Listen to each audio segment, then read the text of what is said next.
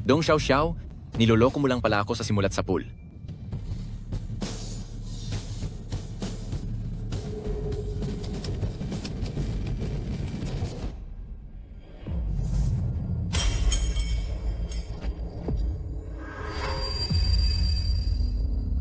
Munting pipi, kanina ka pa ba naghihintay?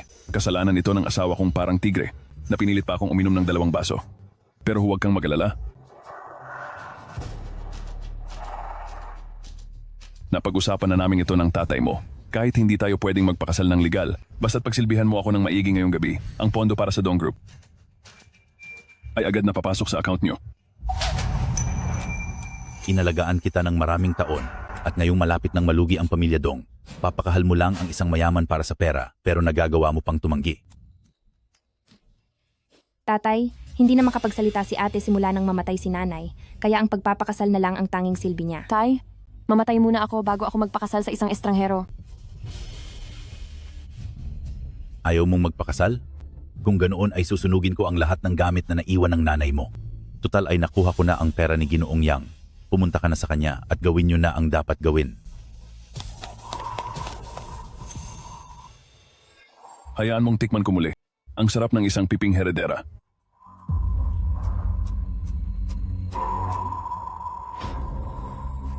Hindi ako maghihintay lang na mamatay.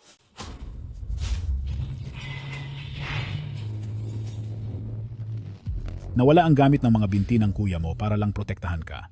At umaasa lang siya sa family trust para mabuhay. Kailangan mong magpakasal sa loob ng 3 araw. Kundi ay hindi papayag ang board of directors na manahin mo ang pagiging presidente at hindi mo na mapoprotektahan ang kuya mo.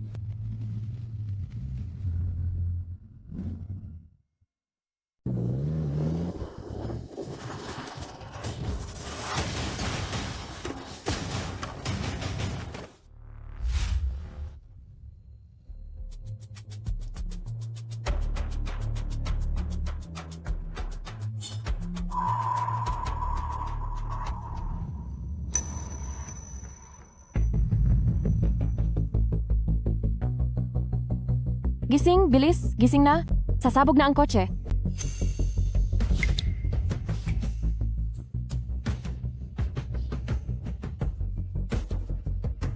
Gusto mo ba akong saktan?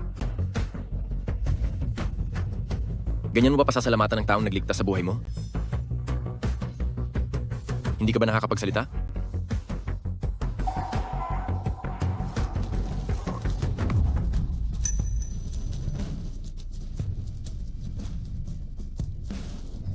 Kumapit ka lang.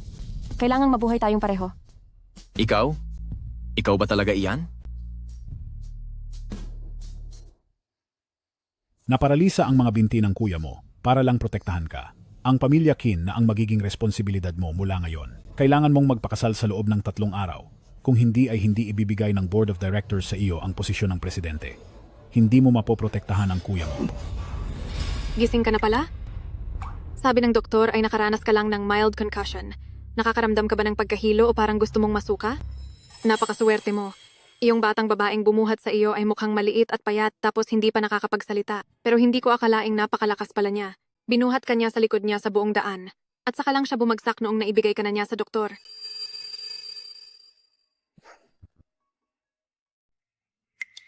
Medyo kamukha niya siya. Gising? Gising? Gumising ka naman.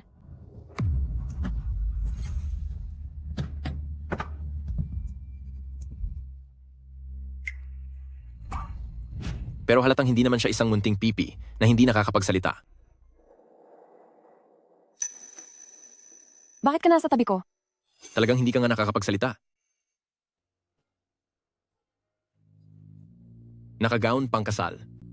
At lumitaw sa gitna ng gabi sa daan kung saan ako nagkakarera. Tapos dinala pa ako sa ospital noong nasugatan ako. Mukhang interesado ka, ah. Magsalita ka. Ano ang layunin mo sa paglapit sa akin? Bumalik ka rito. Magsalita ka. Nakalimutan kong pipi ka pala. Ang galing humanap ng butas ng mga taong nag-utos sa iyo.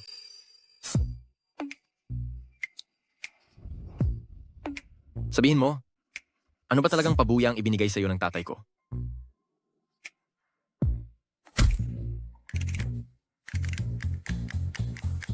Pasaway na bata.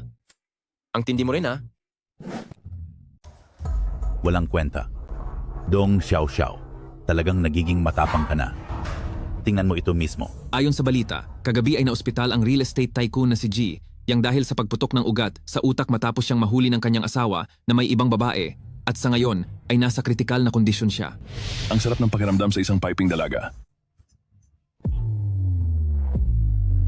Milyon-milyong ari-arian ang nakatakdang paghatian. Naglakas loob ka pa talagang tumakas sa kasal. Ate, kailangan talaga ng pamilya Dong ng pera ngayon. Kaya kung maari ay magtiis ka muna at pakasalan mo na si Jiyang. Nag-imbestiga na kami ni Papa at siya mismo ang dahilan ng sarili niyang pagkakasakit. Pero pagkakataon din ito dahil kapag pumanaw na siya, ay makakakuha pa tayo ng malaking bahagi ng kanyang kayamanan. Ang ganda ng pakinggan ng mga sinasabi mo. Bakit hindi ikaw ang gumawa niyan? Ano ba ang ginagawa mo? Ate, alam kong nahihirapan ka. Pero bakit mo naman ako kailangang itulak? Hihingi na ako ng paumanhin sa iyo. Sapat na ba iyon? Dong Shuang, ang pagpapakasal sa akin kay G. Yang, ikaw ang nag-udyok nito, hindi ba? Dinala mo si Papa rito para harangin ako ngayon dahil gusto mo lang akong sirain. Dahil hindi ka marunong makinig sa mabuting payo, ituturing ko na si Dong Sheng na kailanman ay hindi ka naging anak. Hulihin niyo siya at dalhin pabalik. Ikulong niyo siya. Simula sa araw na ito, ang nag-iisang binibini ng pamilya Dong ay si Shuang lamang. Ate, huwag ka nang tumakas. Kung hindi ay baka. Maging malupit na talaga sa iyo si Papa.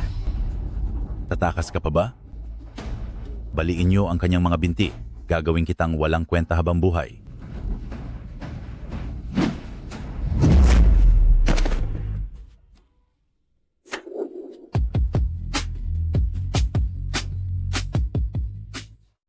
Siya? Pakakasalan ko ang isa sa inyo. Sino man ang magtangkang saktan siya ngayong araw, ay kinakalaban si Chin Ye. Ay naku. Yang Master Qin. Tignan nyo, handa kayong pakasalan ng anak ko. Siyempre ay payag na payag ako. Pero nakita nyo naman, isa siyang pipi. Siya. Hindi siya karapat-dapat para sa inyo. Oo nga, Master Qin.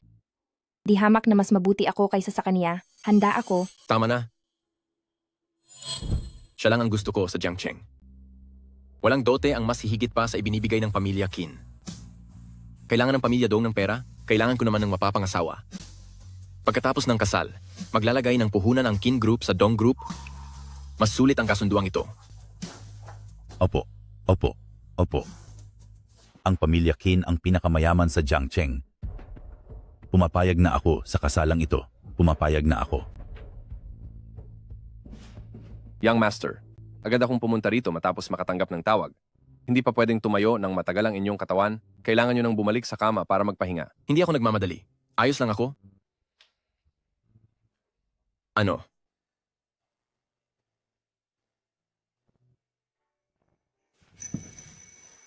Ngayong gabi, sumama ka na sa akin pabalik sa pamilya Qin.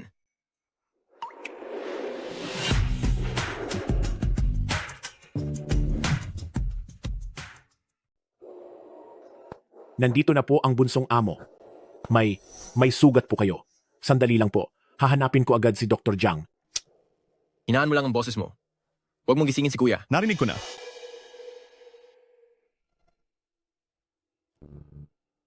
Hindi ka nakauwi kagabi at ngayon ay bumalik kang may sugat. Paano mo ito ipaliliwanag kay Papa? Hindi ko kailangang magpaliwanag sa kanya. Alam kong nahihirapan ka. Sa loob ng maraming taon, nagpakapagod ka ng husto. Dapat ay ako ang pumapasa ng responsibilidad na ito? Ngunit naging bilangguan mo na ito, pati ang pagpapakasal mo ay kailangang isakripisyo. Pasensya na talaga. Kuya, hindi mo ito kasalanan.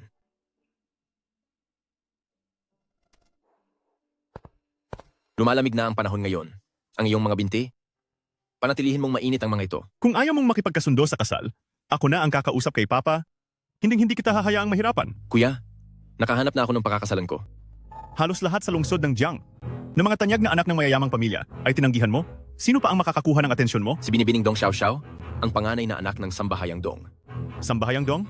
Oo, Panganay na amo, bunsong amo, ang sasakyan ng Sambahayang Dong ay nasa labas na ng pinto. ang Dong Sheng na yon, mukhang masyado siyang nagmamadali. Kuya, huwag kang mag-alala. Ako ang bahalang magtaguyod sa pamilyang ito para sa iyo.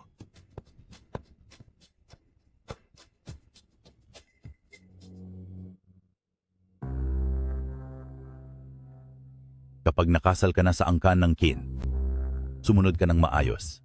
Kung hindi matutuloy ang puhunan mula sa angkan ng chin, alam mo kung ano ang mangyayari. Siguradong hindi mo gugustuhin. Ibenta ko ang lupain kung saan nakalibing ang nanay mo para lang magkapera, hindi ba?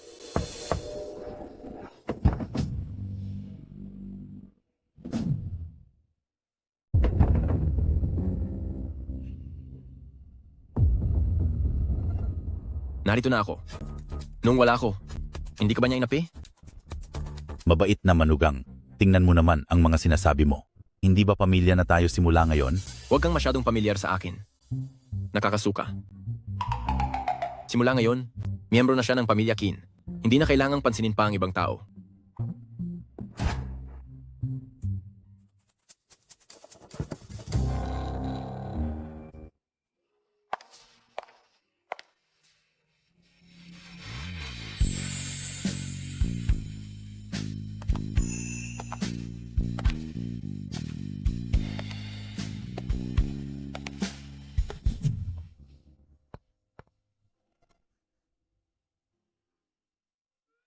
Huwag kang lumapit ng ganito. Hindi ko maintindihan. Bakit? Gusto mo ba? Na mas lumapit pa ako? Ikaw, walang hiya. Mukhang kailangan ko talagang pag-aralan. Nang mabuti ang sign language. Dahil kundi, mumurahin mo na ako nang hindi ko man lang alam. Tingnan mo ito. Dahil hindi tayo nagtitiwala sa isa't isa ngayon, dapat natin itong isulat ng malinaw sa isang kasunduan. Tutulungan mo akong tapusin ang kasunduan sa kasal. Pagkalipas ng 1 taon, tutulungan kitang makawala sa Sambahayang Dong para mabuhay ka sa paraang gusto mo.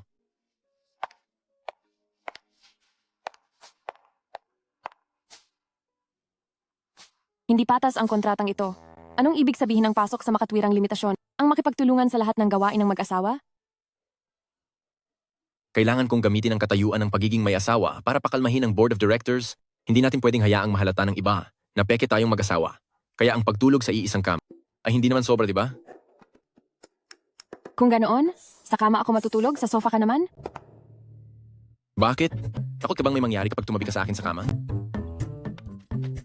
At isa pa, ano ang definisyon ng mga gawaing mag-asawa? Ako ang magdedesisyon yan. Paano ang definisyon? Ganito ba ang tinutukoy mo? O baka naman ganito? Sa tingin mo ba sa harap ng ibang tao balang araw? Ay kailangan pa nating gumamit ng papel at panulat para mag-usap? Deal.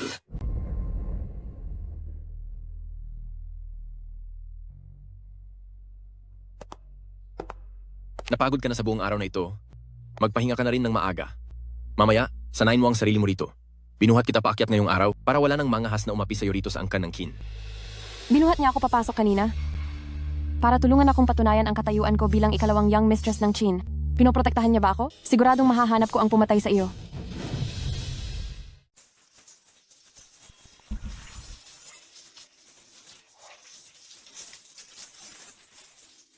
Si Kinye.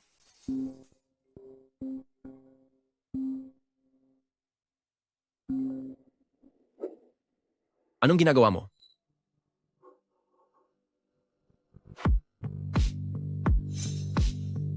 Anong ginagawa mo kanina? Tumunog ang cellphone mo kanina. Akala ko ay may importanteng bagay. Kaya tiningnan ko lang para sa iyo. Kaya pala sinisilipan mo ang asawa mong naliligo. Tapos gusto mo pa yatang hangaan ang katawan ko? Anong ibig sabihin yan?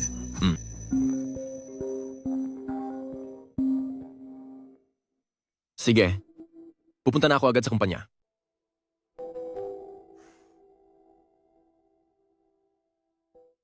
May mga sugat ka sa katawan, kaya magpahinga ka na lang ng mabuti.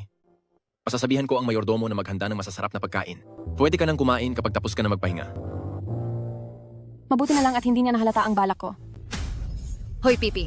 Wala kang karapatang pumasok sa angka ng kin. Huwag niyo isiping hindi ko alam ang binabalak ninyong mga taga-Sambahayang Dong. Ang matandang iyon na si Dong Sheng, na malapit na talagang malugi, ay naisipan pang ibenta ang kanyang sariling anak. Sinasabi ko sa iyo, hanggat nandito ako si Chin Hong, ay hinding-hindi niyo mapapahamak ang aming angka ng kin. Tao, pumarito kayo. Palinisin siya sa hardin. Senyora, may espesyal na tagubilin ang pangalawang batang amo bago siya umalis. Sabi niya na tratuhin siya, gaya ng pagtrato sa isang pangalawang batang may bahay. Kin pa rin ang apelido ng pamilyang ito. Matandang Chen? Matagal ka na rito sa angkan ng Kin, kaya imposibleng hindi mo alam ang ugali ko. Sige po, gagawin ko na po agad ito. Dahil nagpakasal ka sa angkan ng Kin para sa pera, dapat ay handa kang matapakan ang iyong pagkatao.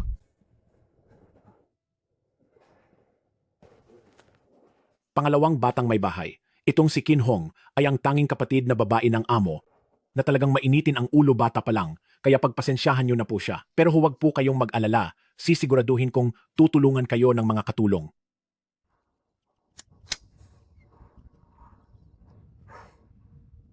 Pangalawang batang may bahay. Magpahinga muna kayo.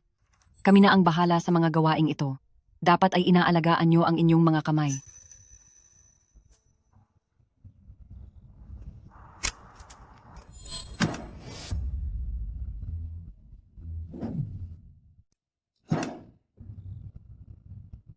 Nasugatan ang iyong kamay dahil kay tita.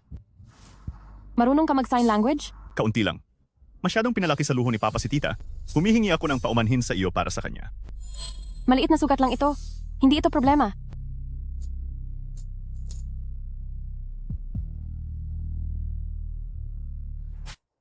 Ngayong unang pagkakataon nating pagkikita, heto ang maliit na regalo para sa iyo.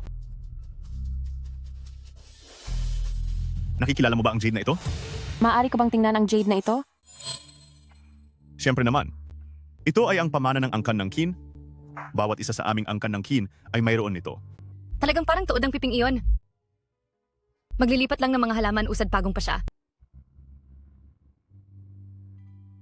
Isang pipi lang siya. Kung hindi lang dahil sa paggalang kay Aye, ay matagal ko na siyang pinalayas. Senyorito, natapakan po ng tiya ang kamay ng batang madam kaya ito nasugatan. Hanggang ngayon ay nagtatrabaho pa rin siya sa hardin. Ang jade na hawak ni Mama bago siya namatay ay ganitong ganito. Hindi maaaring siya iyon. Nabalitaan ko na 6 na taon na ang nakalipas mula nang maging lumpo si Chinyu. Gusto mo ba ang jade na ito? Maari ko itong ibigay sa iyo. Anong ginagawa niyo rito? Kuya, ikaw at si Xiao Xiao. Anong ginagawa niyo? Hindi pa nga kayo opisyal na kasal, Aye. Pinoprotektahan mo na agad ang asawa mo. Kuya, huwag mo na akong asarin. Masakit ba? Nag-aalala ba talaga siya sa akin?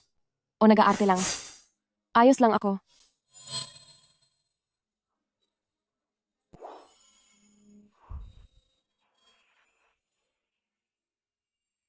Kuya, si Xiao Xiao ay ang aking asawa. At iba siya sa ibang babae. Kaya sa susunod,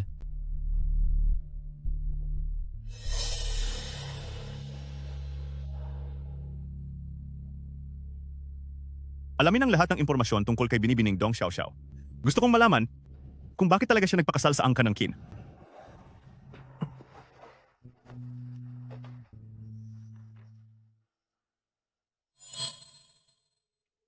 medyo masakit ito. Tiisin mo lang sandali.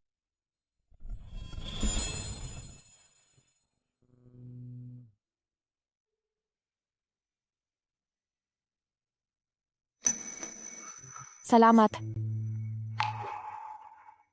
Mukhang kailangan kong pag-aralang mabuti ang sign language dahil kung hindi, ay wala akong maiintindihan kapag nag-uusap kayo ng kuya ko. Ang tono niya ay parang nagseselos. Sunduan lang ang kasal natin. Hindi siya pwedeng magselos. Siguradong nagkamali lang ako nang nakita. Pasensya na ha. Pipi ka nga, pero hindi ka naman manhid. Bakit hindi ka lumalaban kapag inaapi ka? At saka, ikaw na nga itong inaapi. Bakit parang ikaw pa ang nakakaramdam ng hiya? Kapag muling nangahas ang tiyahin ko na apihin ka, sabihin mo lang sa akin, tutulungan kitang turuan siya ng leksyon. Salamat.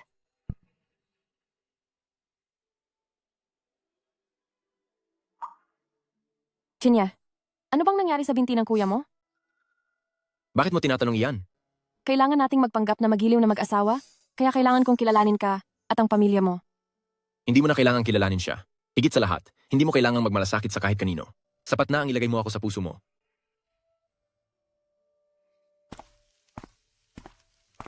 Tingnan mo ito.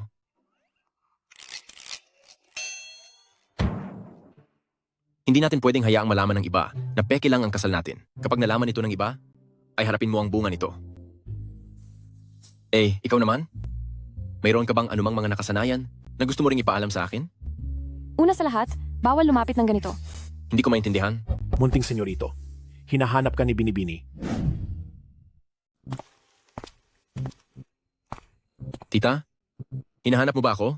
Si Kinye, bakit mo kinakampihan ng ibang tao? Isa lang siyang pipi na gustong yumaman sa pamamagitan natin. Si Xiao Xiao naman ay ang asawa ko. Ngayong araw, inapakan mo at sinaktan ang kamay niya.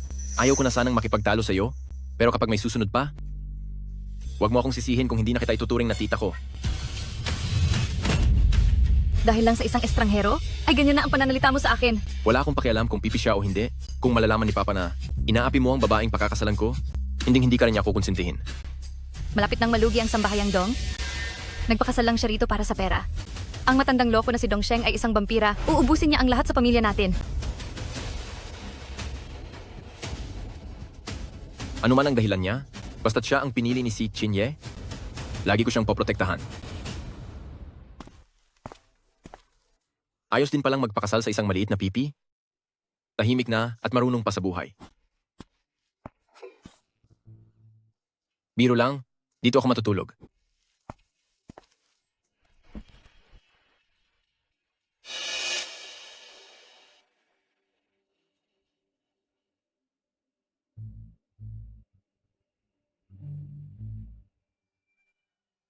Batang amo, Binibini, gising na ba kayo?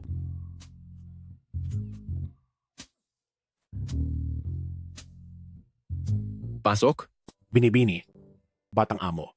Nakabalik na ang amo, pinapaimbitahan niya ang Binibini. Na, bumaba para kumain. Sige, naintindihan ko. Tungkol sa kagabi.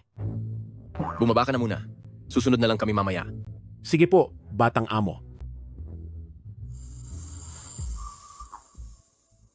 Bakit ayaw mo akong pasalitain? Hindi ka ba natatakot na baka? Magkatotoo ang ating pagpapanggap? Kapag bumaba ka na ngayon, mabubuko lang tayo? Malalaman lang ni Papa na hindi ka natulog? Sumigaw ka? Tingnan natin kung kahit mamaos ka na sa pagsigaw, ay may darating pa para iligtas ka.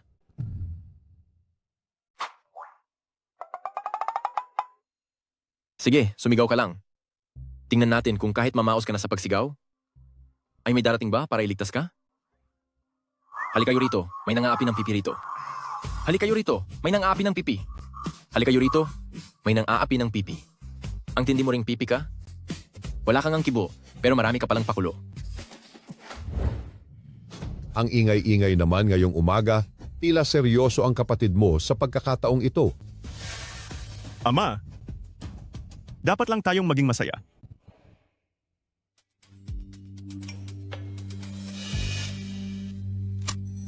Ate, papunta na ako sa angkan ng Kin para bisitahin ka.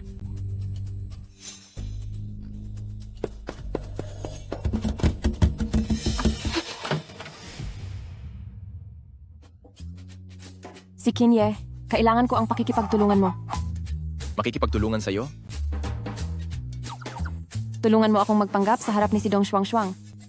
Tutulungan kang magpanggap?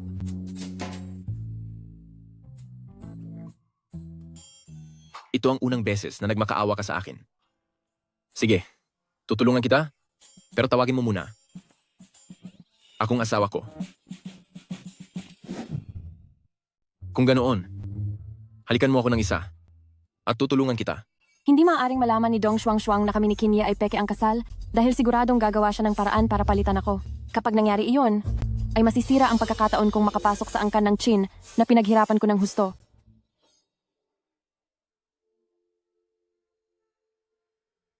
Munting Panginoon, dumating na ang kapatid ng ikalawang madama.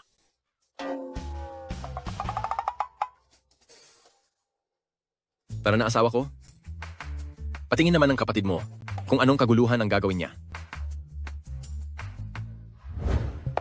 Ate, binilhan kita ng bagong damit.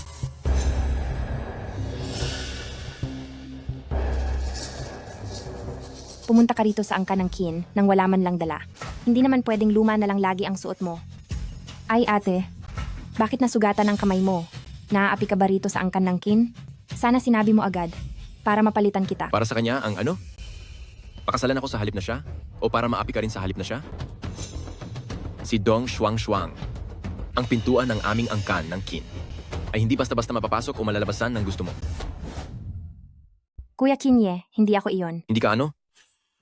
Paano kung hindi na lamang may kapatid pala ako? Bayaw. Ako, Matandang bay. Munting senyorito. Itapon mo ang lahat ng gamit niya sa labas. Mula ngayon, nang walang pahintulot ko, ay hindi ka na maaaring tumapak sa angkan ng Chin kahit isang hakbang.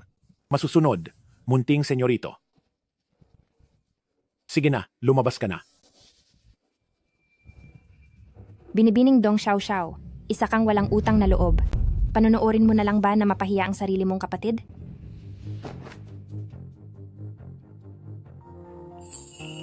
Huwag kang mag-alala, hindi ako isang nagbabait-baitan. Pero ikaw, ay isang maliit na pipi.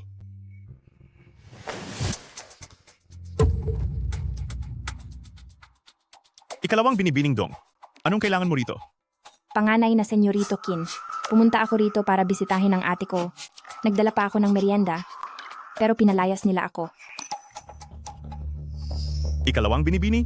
Gusto mo bang sirain ang relasyon ni na si Xiao Xiao at si Chinye? Panganay na Senyorito Kin. Ginagawa ko lang ito dahil hindi makatarungan ang nangyayari sa iyo. Sa iyo naman talaga ang angkan ng Kin. Pero inagaw ni si Kinye ang lahat. Pati na rin ang mga binti mo. Ay dahil din sa kanya. Huwag mong pakialaman ang mga gawain ko. Pero kung may magagawa ka para sa akin, maaari kitang ipakasal sa angkan ng Kin. Panganay na Senyorito Kin. Sabihin mo lang.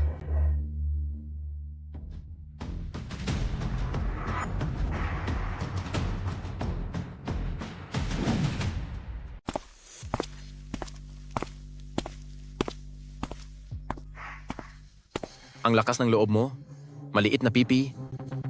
Hindi pa tayo nagtatagal ng ganito. Pero ganyan ka na agad kapusok. Mukha kang disente sa labas pero nagagawa mo pang magtago ng lalaki rito. Tingnan natin kung paano kita tuturuan ng leksyon mamaya. Binibining Dong Xiao.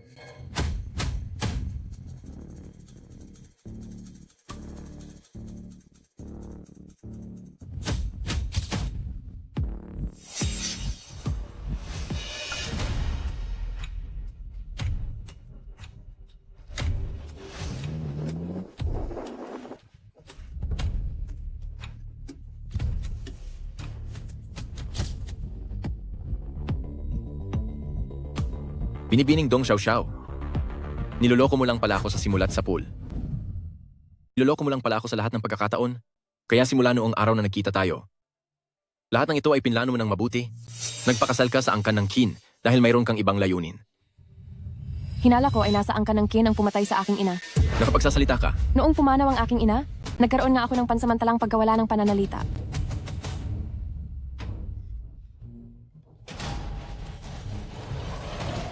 Binibining Dong Xiao.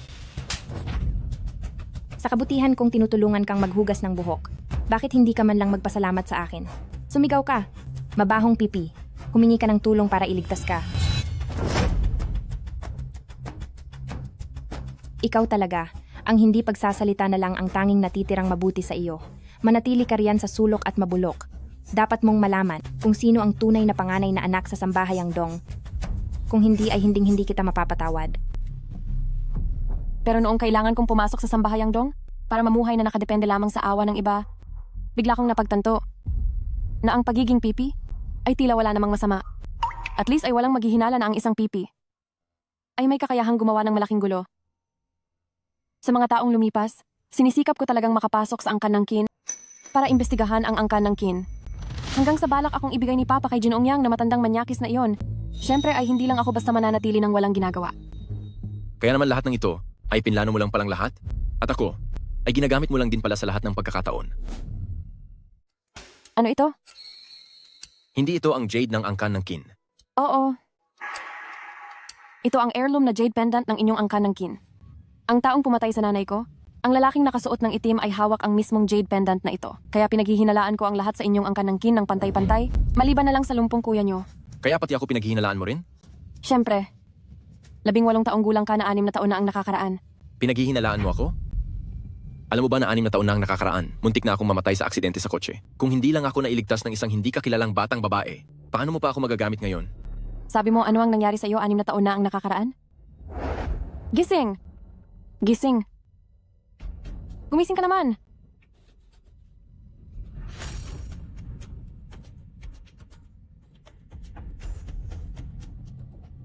Oo? Ikaw ba yan? Alam mo ba kung bakit kita pinakasalan noon? Mula sa simula, akala ko isa ka lang inosente at walang kamuwang-muwang na kuneho. Pero sa tingin ko ngayon, isa ka talagang tuso at mapaglarong kuneho. At isa pa, ikaw at ang babaeng nagligtas sa akin, 6 na taon na ang nakakaraan, ay magkamukhang magkamukha talaga. 6 na taon na ang nakakaraan? May iniligtas nga akong isang tao. Kung hindi lang dahil sa pagliligtas sa kanya, hindi ko sana hinayaang mamatay ang nanay ko sa mismong harap ko. Patawad? Hindi ko akalaing maililigtas mo ako ng 2 beses. Huwag kang humingi ng paumanhin. Nagkataon lang talaga ang nangyari 6 na taon na ang nakakaraan.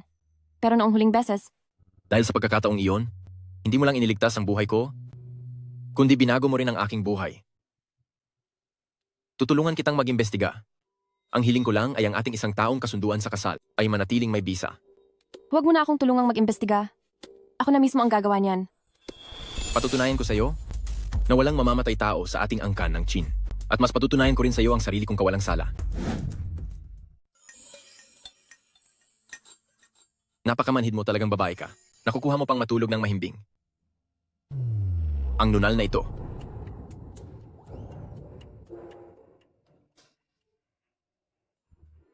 Anong ginagawa mo? Baka mamatay ka sa lamig. Kinye, gising na ba kayo? Parang narinig kitang may kinakausap sa pinto kanina. Si Xiao Xiao lang iyon, nanonood ng mga video. Magandang umaga, kuya. Kinye, alam kong hindi ka mahilig gumising ng maaga para mag-almusal. Dati, hindi kita pinapakialaman. Pero iba na ngayon dahil hindi ka na mag-isa. Nagpahanda ako ng pagkaing Chino at Western. Si Xiao Xiao, kung may gusto kang kainin, sabihin mo lang sa akin. Maraming salamat, kuya. Sapat na po ang mga ito. Mauna ka nang bumaba. Bababa rin kami maya-maya para kumain. Kuya, huwag mo siyang masyadong spoiled. Mauna ka na sa baba. Mag-aayos lang kami sandali at susunod din sa iyo. Sige.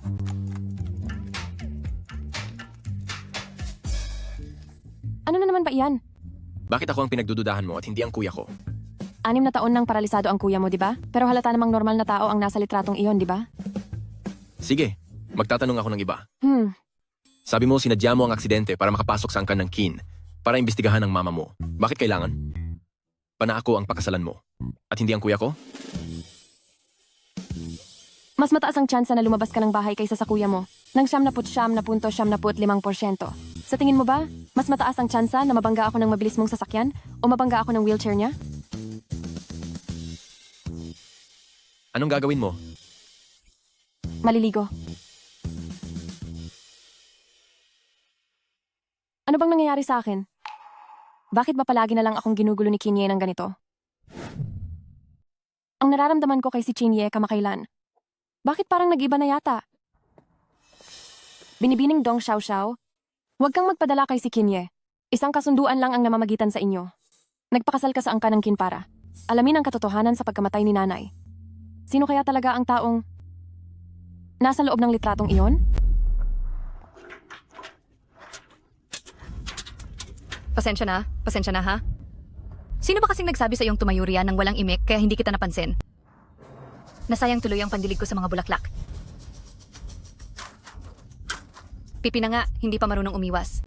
Kung alam ko lang, dapat ay pinigilan ko na si Aye na papasukin ka sa pinto ng angkan ng Kin. Pumunta ka roon, diligan mo ang lahat ng mga halaman at puno sa buong hardin.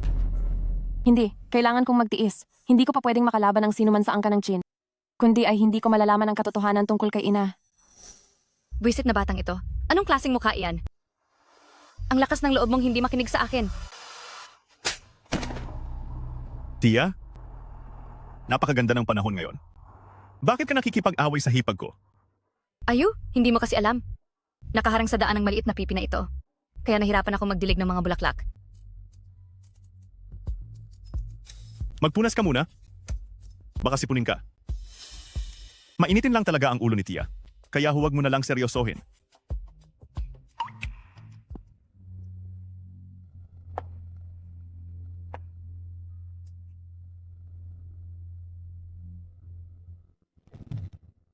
Tumalon ka sa lawang yan.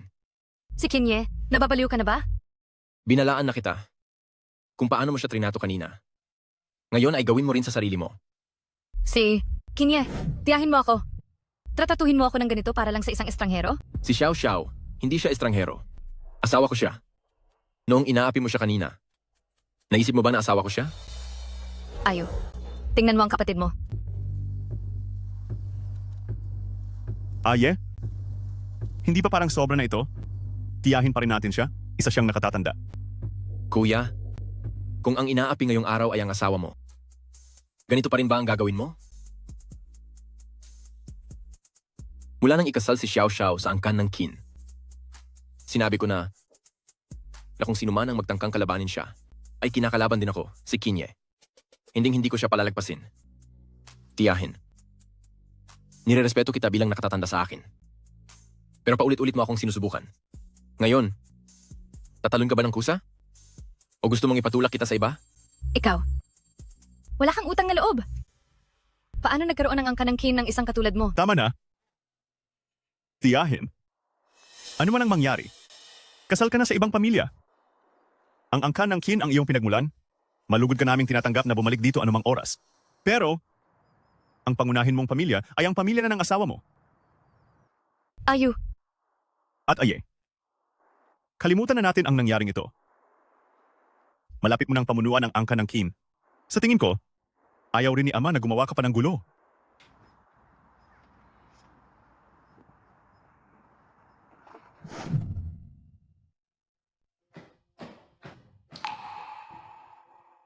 Kuya, Mabuti na ba ang pakiramdam mo? Hindi ka ba nilamig? Hihingi ako ng tawad sa iyo para kay Tia. Sana ay huwag mo na itong damdamin. Tutal, pamilya na tayo ngayon. hindi naman po. Nagpaluto ako sa kusina ng nilagang kalapati ngayong gabi. Para lumakas ang katawan mo. Nakakatandang senyorito, pangalawang senyora. Napakainit ng panahon. Kumain po kayo ng candy para palamig sa katawan. Sadyang ipinagawa ko iyan sa kusina. Sigurado pong wala itong mga artipisyal na sangkap. Talagang maalalahanin ng mayordomo.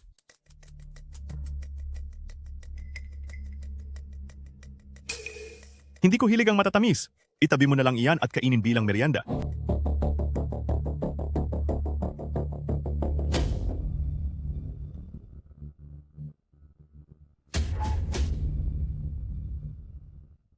Kamusta na kayo ni Aye kamakailan?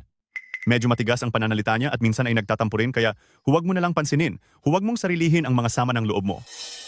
Munting senyorito, palagi kayong mahal ng nakakatandang senyorito. Siguradong mahal din niya ang ating senyora. Kahit hindi tunay na anak ng matanda si Kuya. Ngunit tinuring niya ako na parang sariling kapatid. Nawalan pa siya ng lakas sa mga binti para lang iligtas ako. May utang na loob ako sa kanya.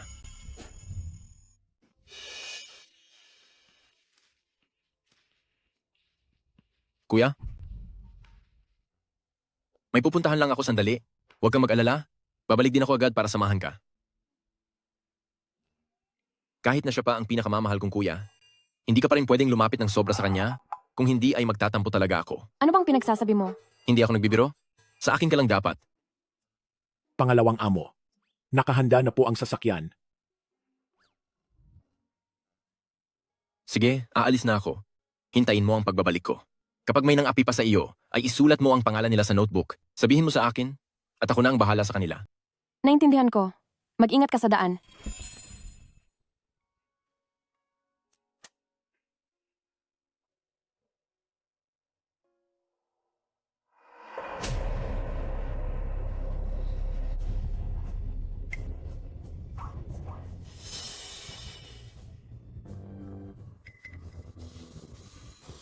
Dahil anak ka ng taong iyon, hindi na kita pwedeng hayaang manatili pa. Kinyu, ano ba itong ginagawa niya? Heto, si Xiao Xiao. Uminom ka pa ng marami, mahina ang katawan mo. Anong nangyari?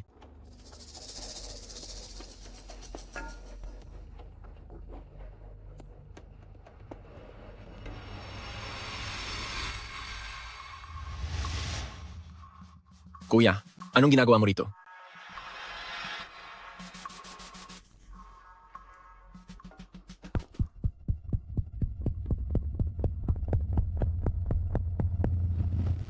Tinikman ko muna ang sabaw bago ka dumating. Medyo matabang ito. Kaya naman, nagdagdag ako ng kaunting asin.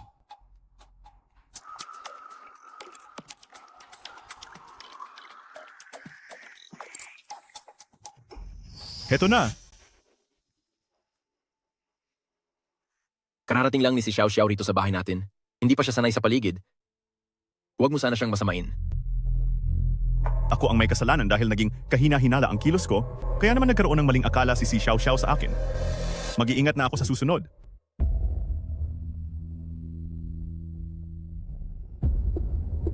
Binibining Dong Xiao Xiao, matagal ko nang inihanda ang lason na dahan-dahang papatay sa iyo.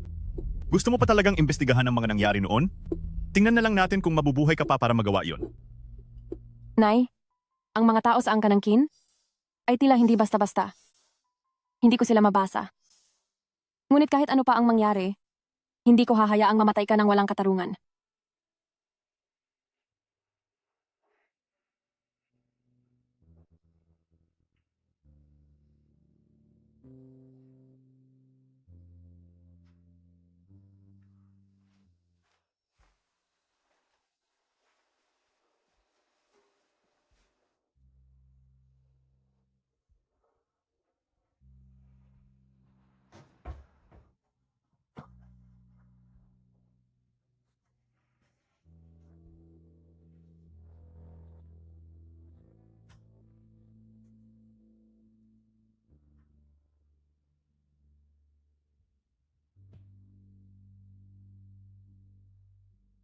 Wala naman siyang lagnat. Malamang ay sobrang pagod lang siya.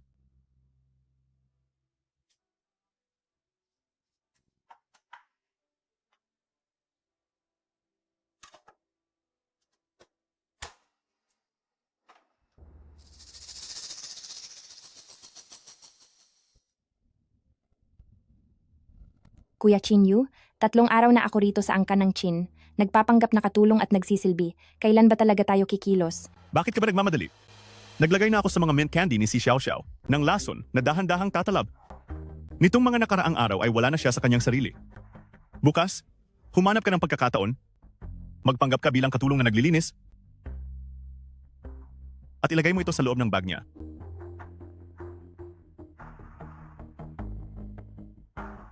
Naintindihan ko na. Kapag nakita ni si Kinye na may mga dokumento ng grupong Kin sa bag niya, tiyak na iisipin niyang narito siya para magnakaw ng mga papeles. Pagkatapos nating magtagumpay, kailangang pakasalan mo ako sa angkan ng Kin para maging senyora. Parang hindi maganda ang kulay ng mukha mo nitong mga nakaraang araw. Ipapatingin kita sa doktor. Munting senyorito, munting ginang, hindi po kayo pwedeng lumabas. Bakit? Nawalan ng grupong Chin ng mahahalagang dokumento at ang lahat ay may hinala.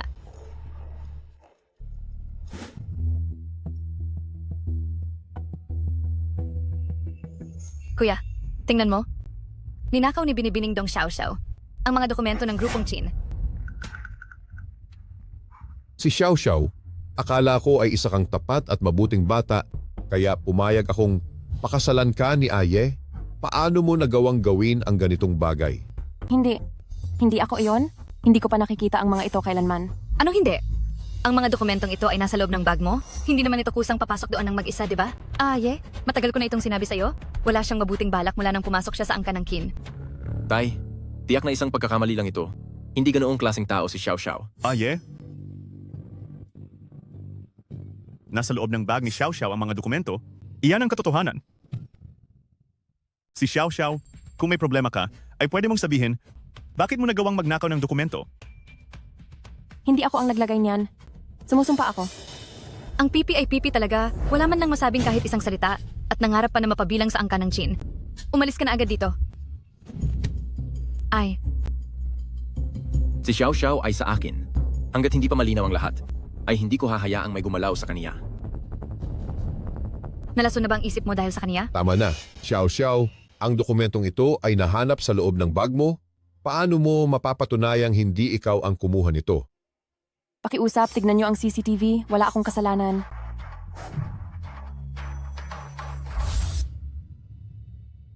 Ngayong may video na tayong ebidensya, ano pa ang masasabi mo? Hindi ako iyan. May mansyang kulay kape sa aking manggas mula sa paglilinis kahapon. Ipinahugas ko na iyon sa katulong kahapon, ngunit hindi iyon natanggal ng maayos. At nandyan pa rin hanggang ngayon, ngunit malinis ang mga manggas ng damit na nasa CCTV. Pa, kaninang umaga habang ginagamot ko si Xiao Xiao, ay nakita ko ang mantsang iyon. Mukhang katulad nga ang damit na iyon sa suot ni Xiao Xiao, pero siguradong hindi ito ang damit na iyon. Hahanapin ko ito. Kalokohan! Hindi ba't pare-pareho lang ang mga damit na iyon? Baka naman nilabhan mo na iyon para sa kanya. Ay, huwag kang magpadalos-dalos. Baka nagkataon lang ang lahat. Magkaiba ang mga sapatos. Hindi ito pareho sa sapatos na nasa loob. Oo nga po, ang sapatos na suot ng batang ginang ngayong araw ay ipinapalit ko sa mga sapatos na flat, kaya kung ikukumpara sa kulay na nasa CCTV, ay talagang magkaiba ang mga ito.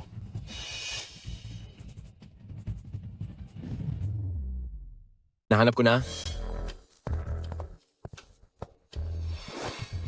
Tingnan mo mismo, kung pareho ba ito? At saka ang tao sa video ay naka-flat shoes, si Xiao Xiao ay nakaputing sapatos. Sa tingin mo ba ay siya pa rin ang may gawa nito? Baka naman sinadya niyang palitan iyan. Wala akong dahilan. Bukod pa riyan ay may mga fingerprints sa envelope.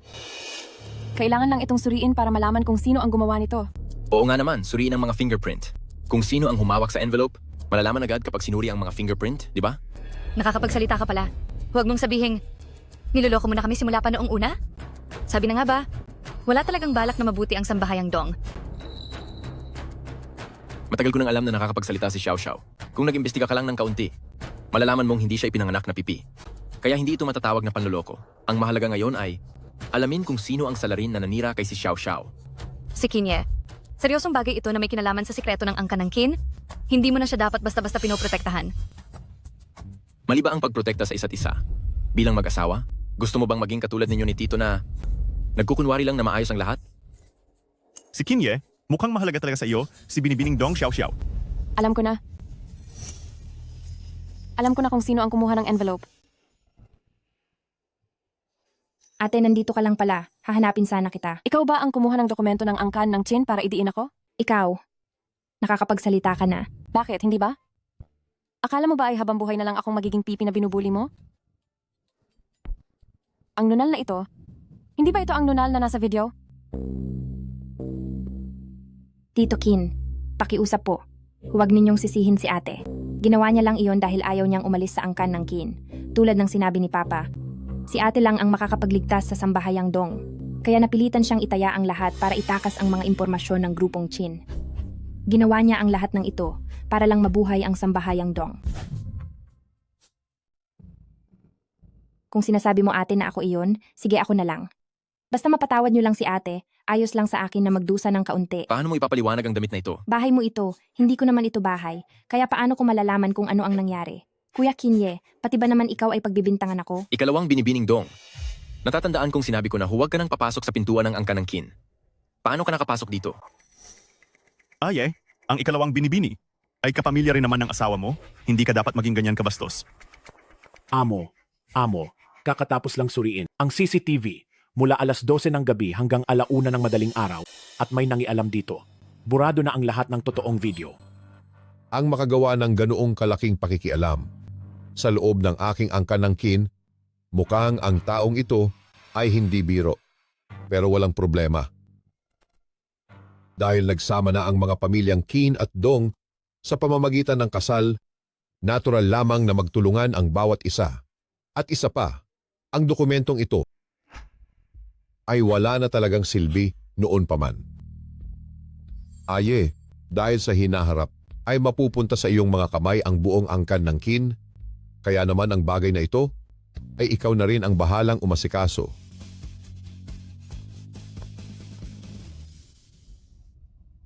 Kuya, pinakialaman mo ba ang CCTV at hinayaan mo pang tumira si Dong Shuang dito sa bahay? Aye, bakit mo ako pagdududahan? Ayaw ko lang na magkaroon ng lamat ang ugnayan niyo ni si Xiao Xiao, kaya pinalutas ko ito sa mayordomo. Tingnan mo, ang mayordomo ang natakot na baka magalit ka, kaya kusa niya itong ginawa. Aye, hindi ko akalain na hindi ka maniniwala sa akin. Akala ko pa naman, Tayong dalawa ay... Kuya, pasensya na. Hindi ko dapat kita pinagdudahan.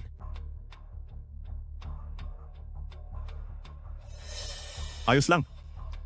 Ginagawa mo lang naman iyan para kay si Xiao Xiao. Oo nga pala. Pinapapunta ka ni Papa sa Silid-Aklatan para pag-usapan ang proyekto ng angkan ng Qin at ang pagpopondo sa angkan ng Dong.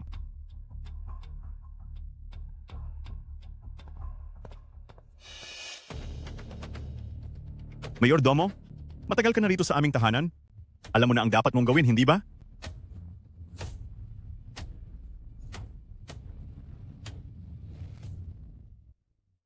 Kinye, bakit ka ba napakabait sa akin?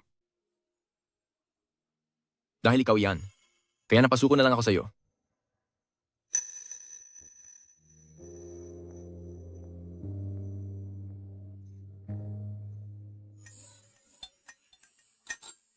Hoy, Pagod ka rin ngayong araw, kaya matulog ka na ng maaga. May kailangan pa akong asikasuhin, kaya pupuntahan ko lang sandali.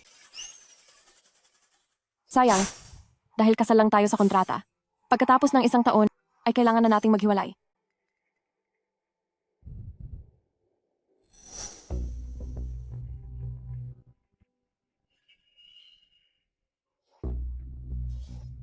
Mapait.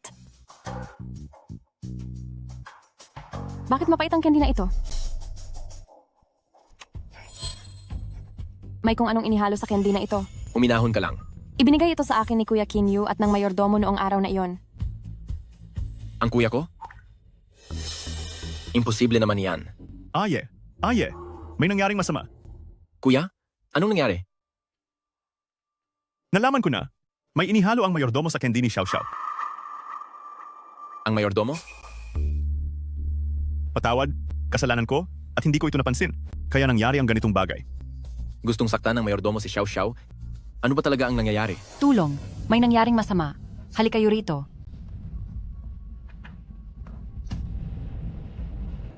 Xiao Xiao? Xiao Xiao?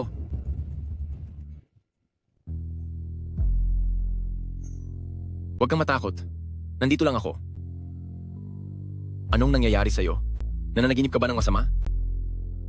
Namimiss ko na ang nanay ko. Huwag kang mag-alala. Hahanapin ko talaga ang pumatay sa nanay mo. Paano kung ang pumatay ay mula sa angkan ng Qin? Tutulungan mo pa rin ba ako?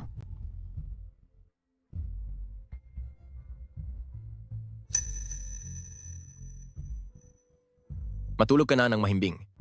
Ngayong gabi ay, babantayan kita. Bakit kung kailan nahanap ang mayordomo? Ay saka naman siya napahamak? Isa nga lang ba talaga itong aksidente? At saka, bakit biglang nagkaroon ng ganoon kalaking halaga? Sa account ng anak niya? Siguradong may tao. Sa likod ng lahat ng ito. Bakit nila pinupuntirya si Xiao Xiao? O baka naman ako talaga ang tinatarget nila? Sir Qin, ang gown na inihanda ninyo para kay Mrs. ay naipadala na doon. Didiretso na po siya mamaya sa banquet hall.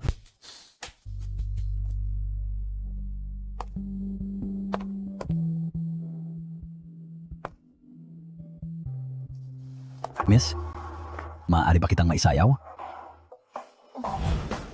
Asawa ko siya.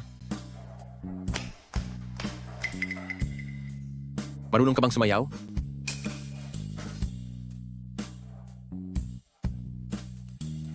Tuturuan kita.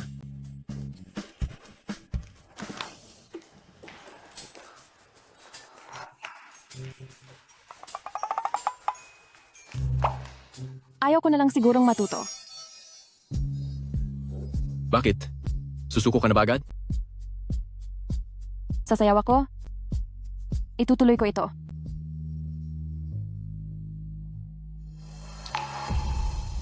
Hindi ko maaaring hayaang imbestigahan pa niya ang bagay na iyon. Kay liliksi naman ang mga binti na iyan. At sakto lang para mapaglaruan.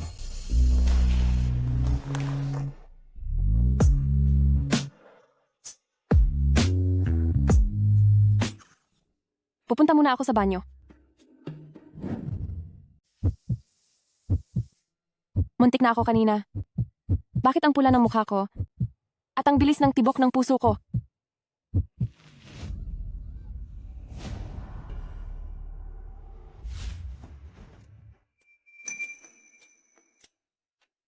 Kapag nabunyag ang iskandalo ninyong dalawa ni si Qin Ye tungkol sa pangangaliwa, ay pareho kayong mapapalaya sa angkan ng Qin. Mapapasa akin na ang angkan ng Qin? Bakit ang tagal naman? Kuya Kinye, ang liit talaga ng mundo. Sasamahan kitang uminom ng alak. Lumayo ka sa akin. Hala, Kuya Kinye, pasensya na. Hindi ko naman sinasadya.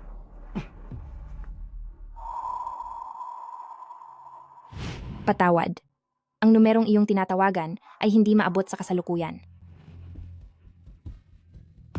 Si Xiao Xiao? Akin ka naman talaga dapat noong una pa lang. Binibining Dong Xiao Xiao? Ngayong araw, ay sisiguraduhin kong sisikat ka dahil sa iyong iskandalo. Huwag mo akong hawakan. Tatakas ka? I-check ang CCTV ngayon din. Sa loob ng 1 minuto. Kailangang malaman ko kung nasaan si binibining Dong Xiao Xiao. Huwag kang lalapit. Huwag kang lalapit.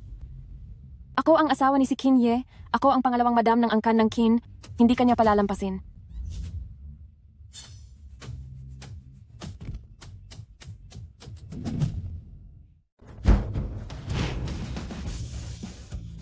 Si Xiao Xiao?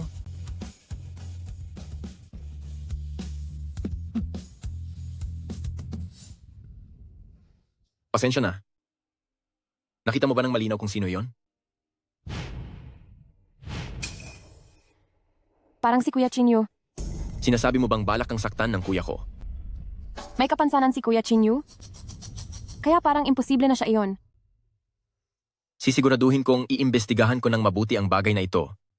Huwag kang mag-alala. Hindi ko hahayaang saktan ka ng kahit sino.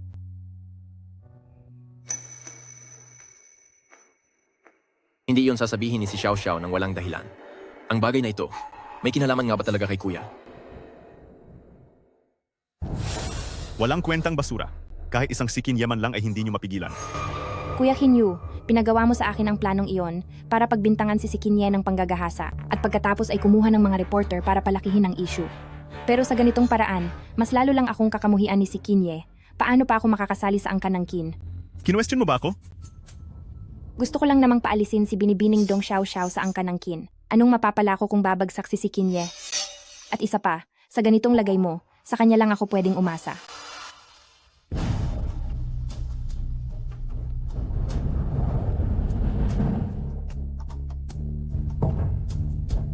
Ang angkan ng Qin, ang lahat ng mayroon sa grupong Qin, ay sa akin, babawiin ko rin ang lahat balang araw.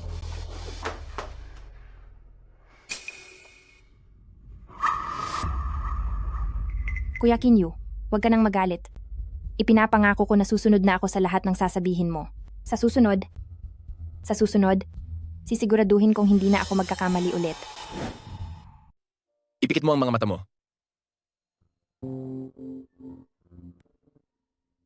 Ang cellphone ko. Nag-install ako ng program sa loob nito kaya kapag nasa panganib ka, ay i-shake mo lang ito ng ganito. At makakatanggap na ako ng alerto. Salamat at napakabuti mo sa akin. Hindi ko man lang maisip kung gaano ako magsisisi at sisisihin ang sarili ko kung hindi kita nailigtas agad. Kung gusto mo akong pasalamatan, ay mas mabuting gumawa ka ng isang bagay na mas praktikal. Mukhang hindi maganda ang timing ng pagdating ko, naistorbo ko yata ang paglalambingan nyo. Bakit ka nandito? Nabalitaan ko na natakot ng husto ang hipag ko kagabi, kaya sinadya kong pumunta rito para bumisita. Maayos ka lang ba? Ayos lang ako.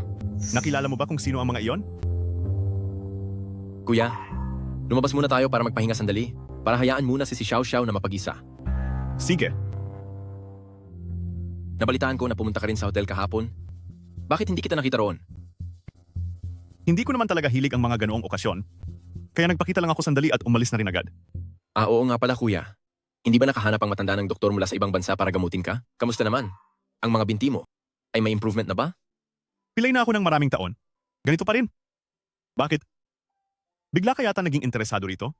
Natatakot ka ba na baka makatayo akong muli at agawin sa iyo ang posisyon ng CEO? Ampun lang ako. At lumpo pa. May karapatan ba ako? Hay, kuya, huwag mo namang sabihin niyan. Itinuring ka na parang tunay na anak ng matanda. Alam mo naman, na hindi ko naman kailanman ninais ang posisyon ng CEO. Kung gusto mo ito, ay ibibigay ko na lang sa iyo. Maraming taon ka nang nakaupo sa posisyong iyan at karamihan sa mga board member ng kumpanya ay sumusuporta sa iyo. Kung may ibang gustong umagaw nito mula sa iyo, ay hindi iyon magiging ganoon kadali. Napakahusay ng ginawa mo.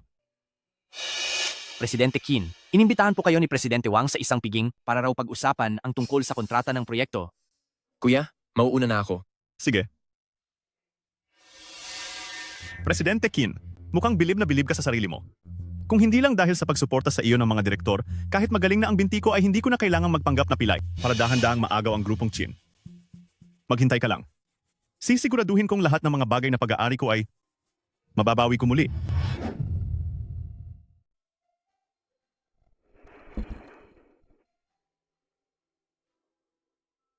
Namatay ang nanay ko mismo sa araw ng kaarawan ko.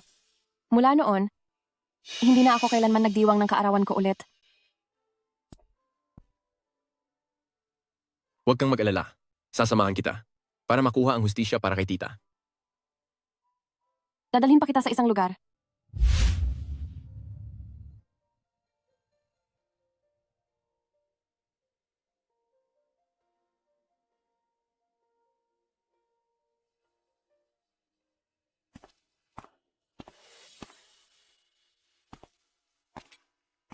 Ang pagpipinta ng libre malapit sa nursing home, ito ang buhay na gusto mo sa araw-araw. Iniisip ko, kung buhay pa sana si nanay, tumatanda rin siya ng dahan-dahan ng ganito. Kapag ngumingiti siya, siguro ay ganito rin ang hitsura niya ngayon. Sumama ka sa akin?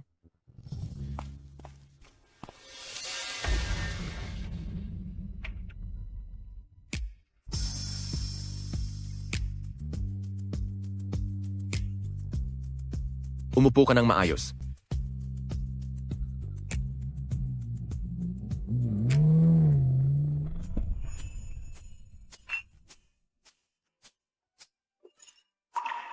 Naalala niya talaga ang paborito kong lasa. Ito pala ang lugar na madalas puntahan ni si Chinye. Senyorito Qin? Oh, hindi ba ito ang maliit na pipi sa tabi ni Senyorito Qin? Hindi naman pala siya ganoon kagaling. Pangangatawan at mukha ay hindi naman ganoon kagandahan. Isa pa siyang maliit na pipi. Paano ka naman magugustuhan ni Young Master Qin? Ano bang nagustuhan ni Young Master Qin sa kanya? Alam mo ba? Si Young Master Qin noon ay... Ako ang magdedesisyon kung gusto ko o hindi. Young Master Qin, para sa ikabubuti mo lang din naman ito, pare. Ang mga babaeng tulad niya ay kahit ilan pa ang gusto mo ay makukuha mo, paglaruan mo na lang siya. Pasensya na, pero kasal na kami. Siya na ngayon ang legal at opisyal kong asawa. Talagang nagpakasal na kayo? Bakit wala kaming nabalitaan? Masyadong huli na ang balita ninyong dalawa. Tapos naninisi pa kayo ng iba. Nagpakasal ka nang hindi man lang nagsasabi sa amin, dapat kang uminom bilang parusa. Halika. Uuminom kayo ng wine nang magkakakrus ang mga braso.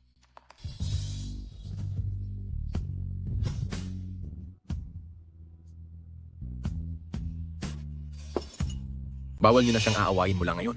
Young Master Qin, hindi naman yata bagay sa iyo ang pagiging masyadong protective sa asawa mo. Tama. Sabi mo pa nga dati, mas mabuti ang walang asawa at anak para payapa ang buhay at hindi ka man lang humahawak sa mga babae. Tapos, bigla kang nagpakasal sa isang maliit na pipi, may itinatago ka bang lihim? Baka naman ginawa mo lang iyan para mapanatag ang loob ng tatay mo. At peke lang ang kasal na ito? Anong pinagsasabi mo riyan? Sige, kung gusto mong maniwala kaming tunay kayong mag-asawa sa harap namin, ay maghalikan kayo. Halik na.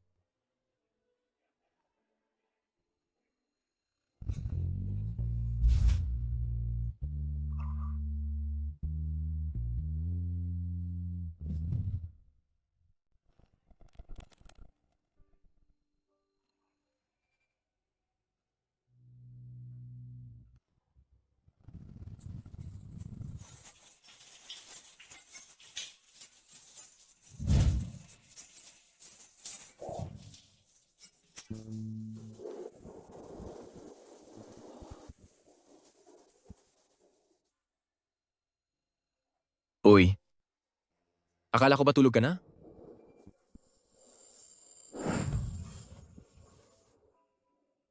Sa ganda ba naman ang nasa harap ko?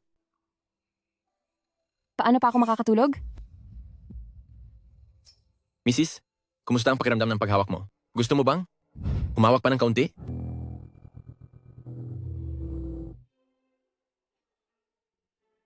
Matulog na tayo.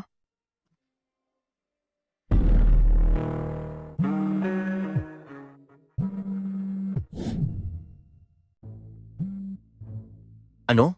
Kinakausap ako ni na Ginoong Zhang at Ginoong Wang ngayon tungkol sa proyekto? Hindi ba pwedeng bukas na lang? Papunta na ako agad. Sige, pumunta ka na.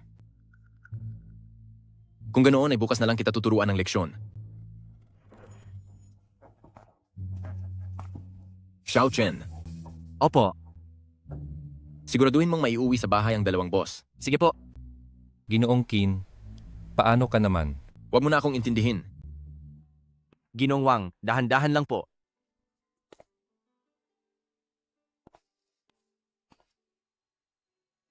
Si Xiao Xiao. Pasundo naman ako sa'yo.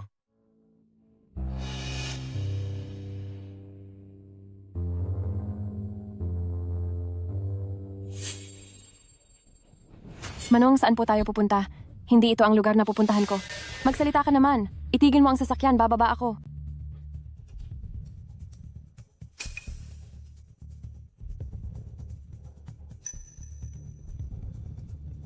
Sadyang nilasing nila ako para pala puntiryahin si Xiao Xiao.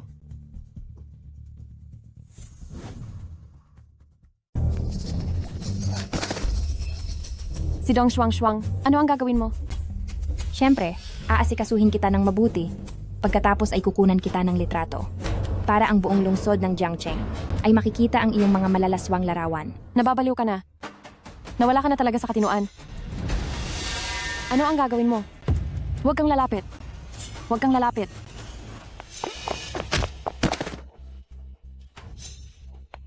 Gusto mo pang tumakas?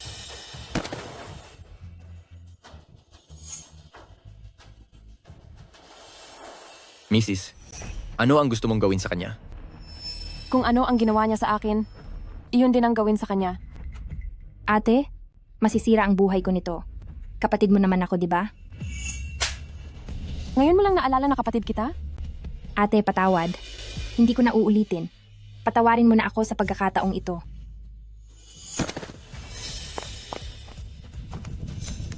Patawarin ka? Para bigyan ka na naman ng pagkakataong saktan ako? Kapag ginawa niyo ito sa akin, hindi niya kayo titigilan. Ang lakas ng loob ninyong gawin ito sa akin, hindi niya kayo palalampasin. Aba, may kasama pa pala siya. Kayong tatlo, alam niyo na ang dapat gawin. Diba? Bitawan niyo ako, hindi ko kayo mapapatawad. Hay naku, ang ikalawang binibini na dati ay napaka-arogante at hindi kami itinuturing na tao. Sinong mag-aakalang darating din ang araw na ito? Ang ganda talaga ng video na ito. Marunong talagang magsaya ang mga mayayaman. Sino ang mag-aakalang ang tila napakataas na anak mayaman? Ay ganito pala kalandi ng palihim. Ang sarap pakinggan ng mga unggol niya.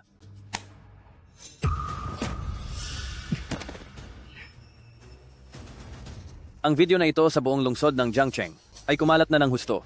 Sa tingin mo ba, may tuturing pa sa iyong ikalawang binibini? Sa tingin ko, hindi ka ikalawang binibini, kundi isang babaeng kalad ka rin. Baliw na siya. Bakit? Nagsisisi ka na ba? Si Dong Shuang, nitong mga nakaraang taon, ay palihim akong laging pinahihirapan. Ngayon ay nararanasan na niya ang bunga ng sarili niyang kasamaan. Ngayong pagkakataon ay umani na siya ng sarili niyang bunga. Masasabing kasalanan din niya ito. Ang mababait ang madalas na inaapi. Huwag kang mag-alala. Hindi ko nahahayaang masaktan ka pang muli. Ngunit ang taong kasabwat ni si Dong Shuang ay kailangan kong makahanap ng paraan para may lantad siya. Sinasabi ko lang na kung ang taong ito ay malapit sa iyo, ano ang gagawin mo? Halimbawa, isang kapamilya. Hindi ko talaga maisip kung maliban sa sambahayang Dong at ang kan ng Qin ay kung sino pa ba ang nanggigipit sa akin. Kahit sino pa man siya, hindi ko hahayaang apihin ka niya at saktan ka.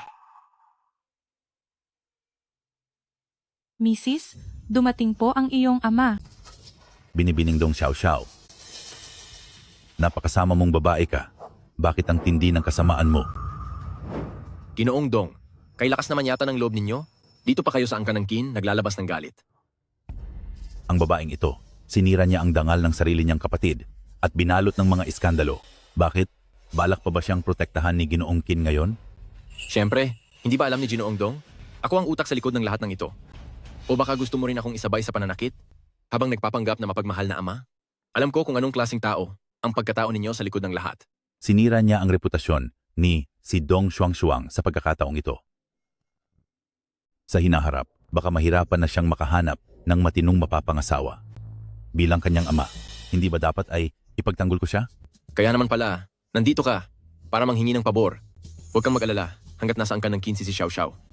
Ang nararapat para sa iyo ay ibibigay ko ng buo ng walang labis at walang kulang. Makaalis ka na. Ayaw ko nang magtawag pa ng tao para palayasin ang isang asong tulad mo. Ginoong Kin, siguraduhin mong tutupad ka sa iyong salita.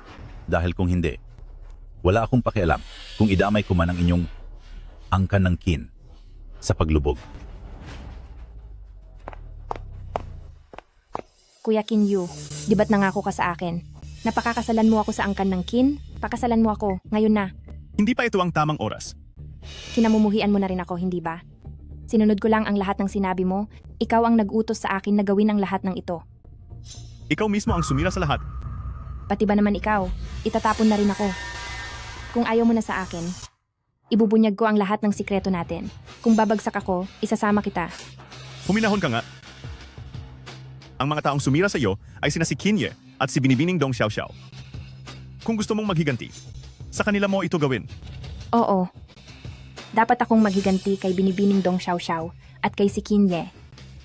Dahil ginawa ninyong miserable ang buhay ko. Sisiguraduhin kong mamatay kayo. Ang diary. Saan ba talaga ang diary ni Mama? Huwag mo nang isipin kung hindi mo maalala. Huwag mong bigyan ng masyadong pressure ang sarili mo. Huwag kang mag-alala. Sisiguraduhin kong malalaman natin ang buong katotohanan sa bagay na ito. Siya nga pala.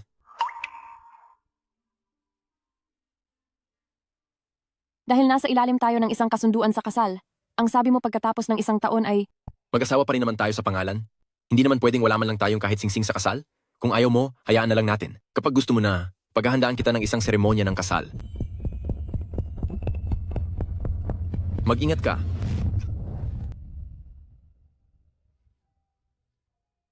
si Kinye. Si Kinye. Tulong! Saklolo, may tao ba riyan? Si Kinye. Si Kinye.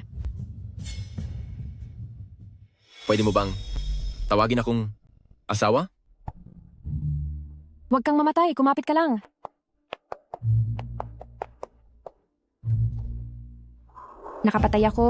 Nakapatay ako, Kuya Kinyu. Hinahanap nila ako kahit saan para hulihin nila ako. Kuya Kinyu, pakiusap, iligtas mo ako. Huwag kang magpanik. Walang mangyayaring masama. Nakita nilang lahat na nakapatay ako. Hindi na ako makakatakas.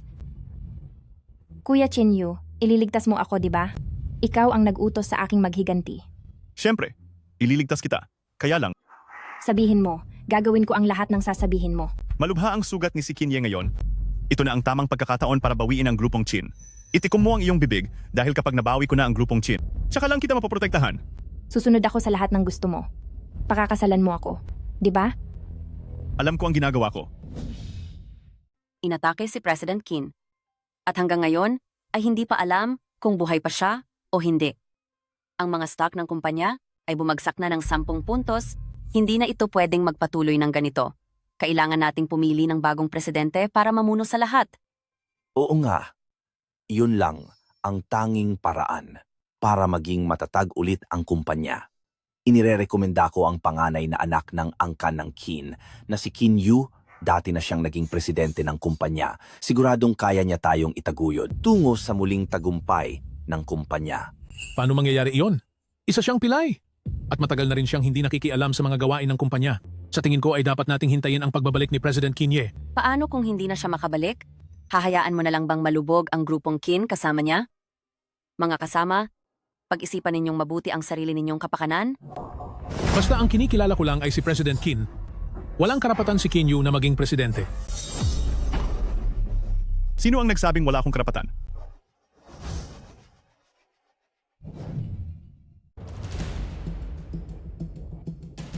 Sinong nagsabing wala akong karapatan?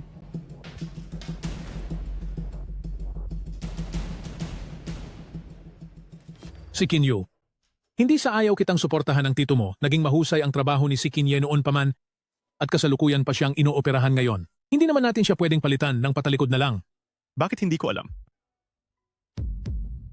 Nasimula kailan pa naging basehan ang damdamin sa kumpanyang ito?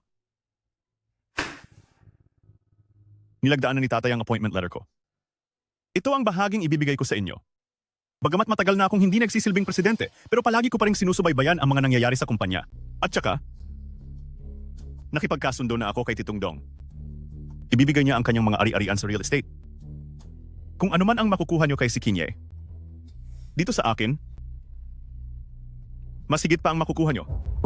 Pero, hindi rin kakayanin ng katawan niyo ang gawaing ito.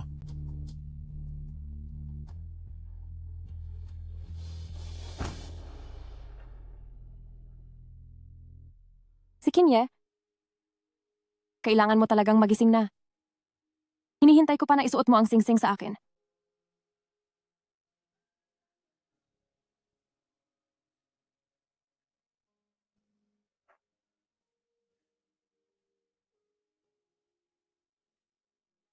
Si Kinye, gising ka na?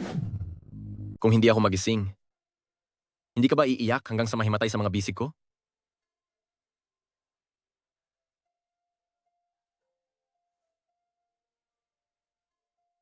Pero hindi ba sabi ng doktor ay tinamaan ka sa masaselang bahagi?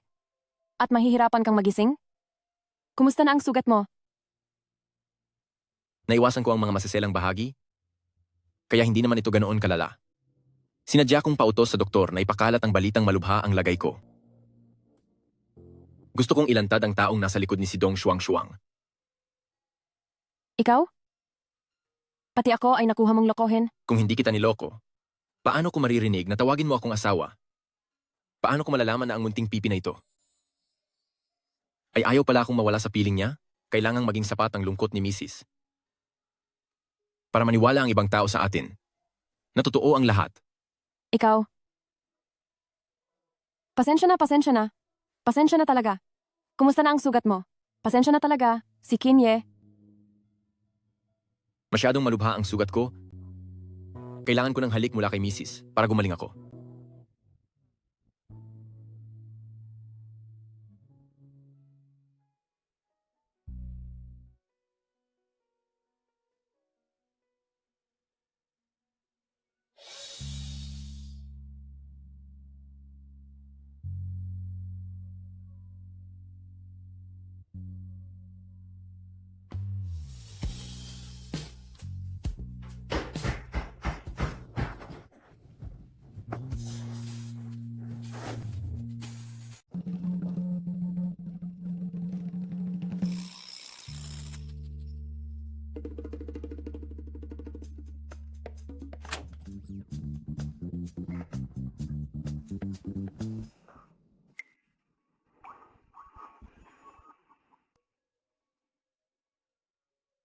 Hindi mo dapat gawin iyan ngayon. Hindi pa magaling ang mga sugat mo. May sasabihin din ako sa iyo.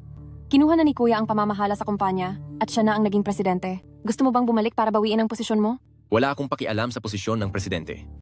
Ang hindi ko lang maintindihan ay kung bakit biglang naging ganito si Kuya. Magpahinga muna tayo ng kaunti pang panahon. Dapat kong mahanap ang lahat ng mga masasamang taong iyon at ilabas silang lahat sa dilim. At saka, si Kuya, nakakalakad na siyang muli. Talaga ba? Mabuti naman kung ganoon. Ang mga binti niya, kailan pa gumaling? At bakit niya ito inilihim sa atin? Titong Dong? Masayang makipagtulungan sa iyo. Sinabi mong maililigtas mo si Shuang at pakakasalan mo siya. Kaya lang ako pumayag na makipagtulungan sa iyo. Ikaw? Mayroon ka ba talagang paraan?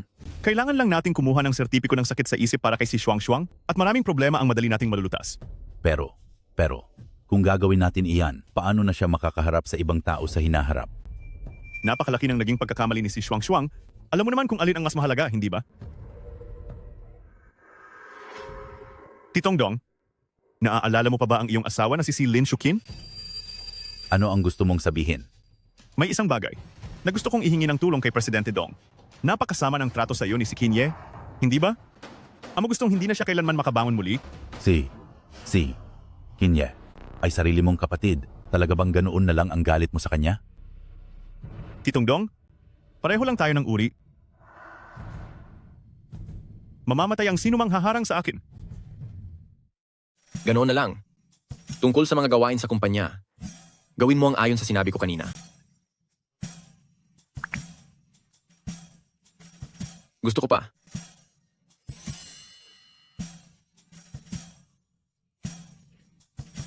Hindi ko alam na. Ang marunong din palang maglambing si Sir Chin?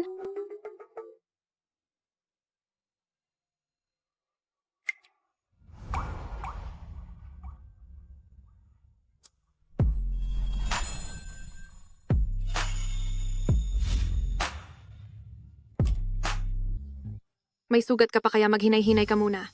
Mukhang halos magaling ka na. At pagkatapos uminom ng gamot ng 2 pang araw ay pwede ka nang lumabas. Anong gagawin natin? Nahuli na tayo. Ayos lang yon. Dahil ang layunin ng pagpapanggap ko na may sakit ay nakuha ko na. Pagbati sa'yo sa pagiging bagong presidente ng grupong Chin. Pagbati rin sa'yo dahil nakaligtas ka sa tiyak na kamatayan. Kuya, kung gusto mo ang posisyon ng presidente, dapat sinabi mo na lang sa akin ng mas maaga. Bakit kailangan mo pang mag-aksaya ng ganitong pagod? At saka, hindi ba ang binti mo ay magaling na? Kuya, alam mo naman na palagi akong nakararamdam ng sobrang pagkakonsensya at paninisi sa sarili. Bakit kailangan mo itong ilihim sa akin? Dahil hindi ko gustong mag-away tayong magkapatid. Noon, dahil sa pagliligtas ko sa iyo, kaya ako naging baldado, sa pilitang kinuha ng ama ang lahat sa akin. Nagtanim din ako ng sama ng loob at galit. Pero palagi kitang itinuturing na sariling kapatid. Noong kapagagaling pa lang ng binti ko, gusto ko rin sanang sabihin sa iyo, pero kung malalaman ng iba na gumaling na ako, pag-aawayin nila tayo, at hindi magiging matatag ang posisyon mo bilang presidente. Naiintindihan mo ba? Ngayong pagkakataon, akala ko ay wala ka ng takas sa panganib, kaya ako tumayo para protektahan ang angka ng Qin. Kung hindi, malala mo ng angka ng Qin. Ganun ba? Qin Yu, mas mabuting totoo ang lahat ng sinasabi mo. Kung hindi, ang ginawa kong plano ay magpapawala muli sa iyo sa grupong Chin. Si Kinye, bakit ang haba ng buhay mo? Kailangang mamatay ka.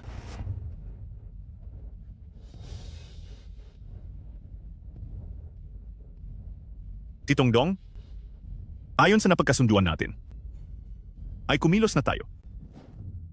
Alam mo ba na naging baliw na ang kapatid mo? Ikaw, ang nagpahirap ng husto sa kanya. Wala ka namang ibang iniisip kundi ang kapakanan niya. Bakit hindi mo itanong kung ano ang mga ginawa niya sa akin? Manahimik ka. Pagkatapos mong saktan ang kapatid mo ng ganito, may gana ka pang mga tuwiran dito? Wala kang karapatang maging ate niya. Ang mga gamit na naiwan ng nanay mo. Mula sa araw na ito, puputulin ko na ang ugnayan nating mag-ama. Ano? Gagamitin mo ang pagkamatay ni Shukin? Tama. Basta tulungan mo ako sa bagay na ito, tutulungan kitang punan ang lahat ng utang ng Korporasyong Dong. Ibabalik ko ang Korporasyong Dong sa rurok ng tagumpay sa lungsod ng Jiangcheng. Ang isang taong yumao na ay maaari pa palang magbigay sa inyo ng pakinabang. Naniniwala ako na alam ni Titong Dong kung ano ang dapat piliin. Pero, anak ko pa rin si Xiao Xiao. Hindi ko pwedeng gawin ang mga ito nang walang kapalit. Kung ganoon, mas lalakihan ko pa ang ibibigay ko sa inyo. Lumayas ka. Ayoko na kitang makita pang muli.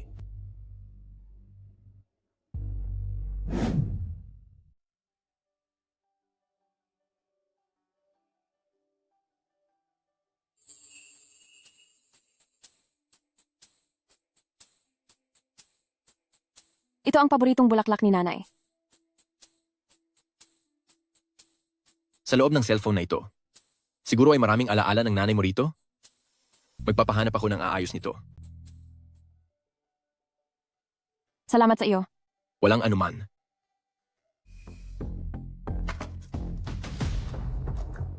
Nasaan ang tala-arawan? Bakit nawawala ang tala-arawan?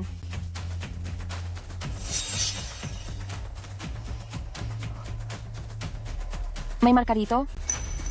Dinala ito ni nanay sa lumang mansyon? Baka may mga pahiwatig sa lumang mansyon.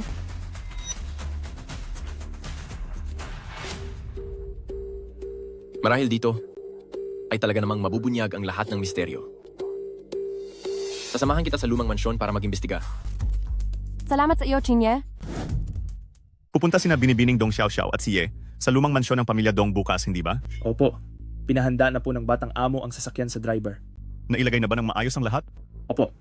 Ginawa na po ang lahat ayon sa inyong utos. Namatay ang iyong ama dahil kay Ye? Maituturing na paghihiganti ko rin ito para sa iyo. Huwag kang mag-alala. Sa pagsunod sa akin, ang kayamanan at mga babae ay maibibigay ko lahat sa iyo.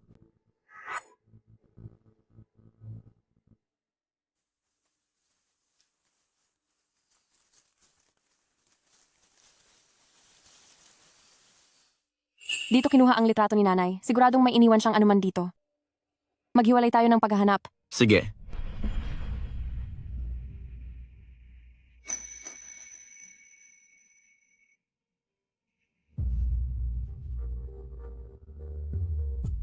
Nalaman ko ang sikreto ng angkan ng kin tungkol sa pagkuha ng mamamatay tao, may sumusubaybay at nagmamanman sa akin kamakailan. Ang paglapit sa taong ito ay maglalagay rin sa akin sa panganib.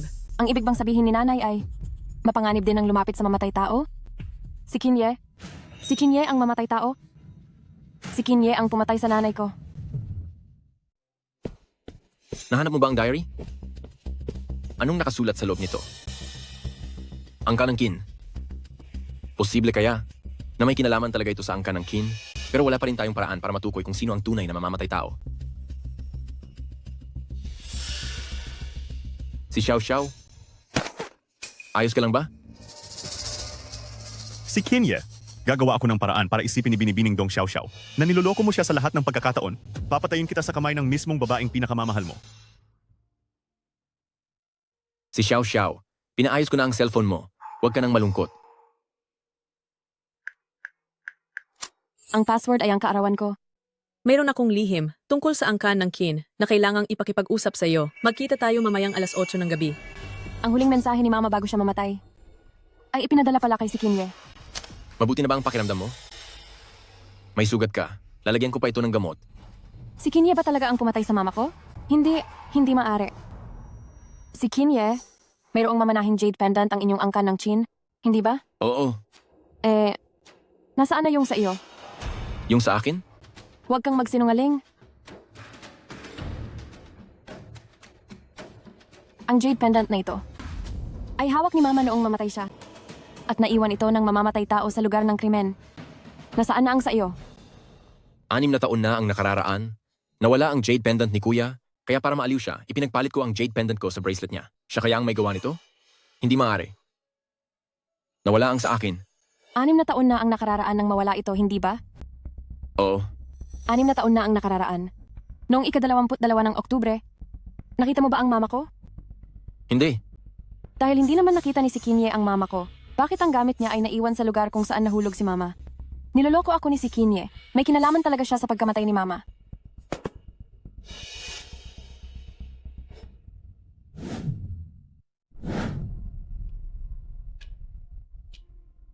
Si Xiao Xiao? Ano ba talaga ang nangyayari? Bakit parang naging ibang tao ka na mula nang bumalik ka galing sa lumang bahay? Sabihin mo sa akin, ano ba talaga ang nangyari? May iba pa bang bagay sa lumang bahay maliban sa talarawan na may kinalaman sa pumatay? Si Kinye, umaarte ka pa rin hanggang ngayon. Ang taong pinakamamahal ko ay siya pala ang pumatay sa nanay ko. Siguradong may nangyari sa lumang bahay. Ang bagay na ito ay kailangang malaman ko ng malinaw. Ang walang hiyang babaeng iyon na, si Lin Shukin, ay nalaman palang nagbayad ako ng tao para patayin ka. At kumuha pa siya ng litrato para sabihin sa iyo ang katotohanan. Ang lahat ng ito ay kasalanan niya mismo. Ngayon, dapat mo ring maranasan ang mapagtaksilan ng taong malapit sa iyo at ang pakiramdam ng bumagsak sa pinakaibaba. Si Xiao Xiao, ano ba talaga ang nangyari? Sabihin mo sa akin at kaya nating harapin ito ng magkasama. Sabihin mo sa akin na kaya nating harapin ito ng magkasama. Binibining Dong Xiao Xiao? Oh, Binibining Dong Xiao Xiao? Masyado kang naging pabigla-bigla? Paano ka makakaganti ng ganyan? Si Kinye, dumating din ang araw mo, ang pakiramdam na kamuhian ng taong mahal mo. Kumusta naman? Ano man ang gawin mo, sana ay lagi mong tandaan na lagi akong nasa tabi mo para protektahan ka. Patawad. Si Chinye? Medyo naging balisa lang ako nitong mga nakaraang araw dahil sa nangyari kay Mama. Masakit pa ba? Masakit? Kailangan ko ng halik mula sa asawa ko para gumaling.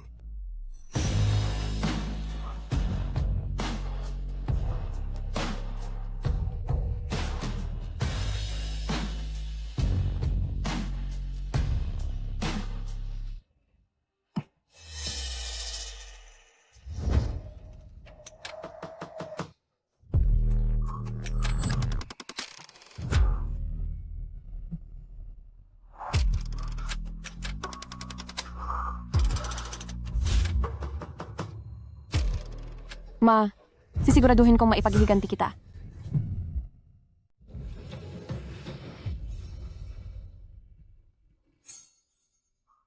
Anong nangyari? Asawa ko. Napagod ako ngayong araw. Wag na lang muna. Kung ganoon, magpahinga ka ng mabuti. Bukas ay ipagluluto kita ng masarap na pagkain. Binibining Dong Xiao Xiao? Paano ka naging malambot sa kaaway na pumatay sa nanay mo?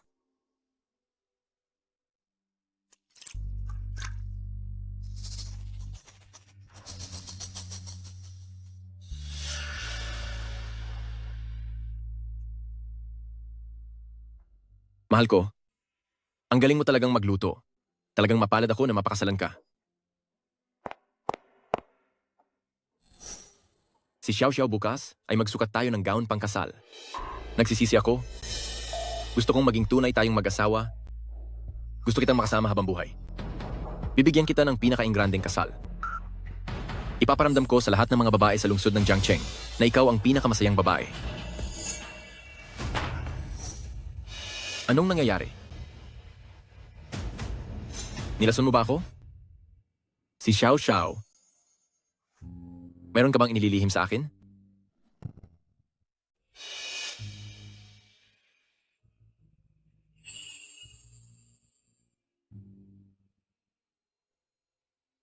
Kung gusto mo talaga akong mamatay, handa akong mamatay sa mga kamay mo. Pero, bigyan mo man lang ako ng dahilan para mamatay.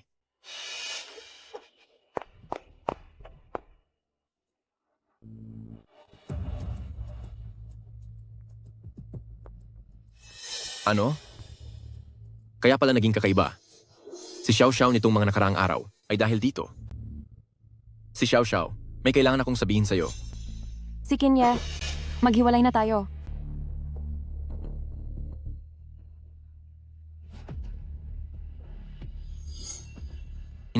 Hindi ako makikipaghiwalay sa'yo. Nandidiri ako sa tuwing makikita kita kahit isang saglit lang. Huwag ka nang magpanggap. Alam ko na ikaw ang pumatay sa nanay ko. Hindi ako yun. Si Xiao Xiao, talagang hindi ako yun. Ito ay... 6 na taon na ang nakakalipas. Nalaman ng nanay ko ang ebidensya na nagbayad ka ng mamamatay tao. Pinatay mo siya para patahimikin at itago ang katotohanan.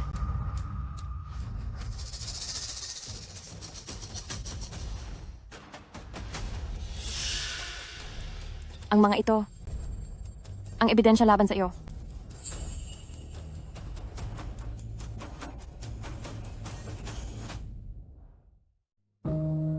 Aye! Bumalik ka na! Baka sipunin ka. Masaktan na akong masaktan? Wala naman kasing may paki. Siguro, nalinlang lang si Xiao Xiao. Hindi lang niya agad matanggap. Bigyan mo muna siya ng oras. Kuya, sino kaya talaga ang gustong sumira sa akin? Bakit niya kailangang ilayo sa akin ang babaeng pinakamamahal ko? Maaaring may nagawa kang mali sa ibang tao nang hindi mo sinasadya. Kuya, natatandaan mo pa ba si Butler Chen na nagtrabaho sa atin noon? Iyong namatay dahil sa aksidenteng pagkahulog mula sa gusali? Nalaman ko na. May hawak siyang ebidensya tungkol sa kaso ni Lin Shuqin noon at nasa kamay na iyon ng anak niya ngayon. Ano?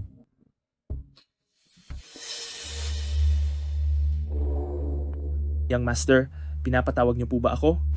May iniwan ba ang tatay mo sa'yo? Wala po.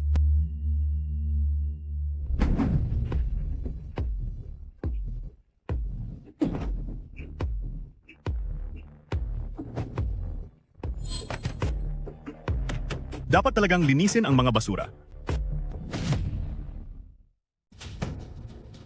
Basura. Kailangan ko pa rin linisin ng mabuti.